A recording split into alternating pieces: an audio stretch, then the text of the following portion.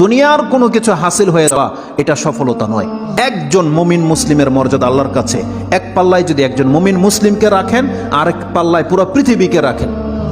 কেউ যদি পুরো পৃথিবীকে ধ্বংস করে দেয়, এটা আল্লাহর কাছে অত বড় অপরাধ নয়। একজন মুমিনকে যদি কেউ হত্যা করে, এটা যত বড় অপরাধ। তাহলে একটা মানুষ তাওহীদের উপরে যারা আছে তাদের মান মর্যাদা এত, আল্লাহ বলছেন অতএব তারা যেন দুনিয়ার জন্য নয়, বরং তারা ওই পরকালে জাহান্নাম থেকে মুক্ত হয়ে যাওয়ার সেই রাস্তা যেন তারা অবলম্বন করে। কারণ সেই দিন যাকে জাহান্নাম থেকে শুধু বাঁচানো নয়, দূরে রাখা হবে। ওয়াউদখিলাল জান্নাহ, আর যাকে জান্নাতে প্রবেশ করিয়ে দেওয়া হবে, আল্লাহ বলছেন ফাকাদে ফাজ, এই হলো সফল কাম। কারণ জান্নাত এমন একটা জায়গা, এটা হচ্ছে চির সুখের জায়গা।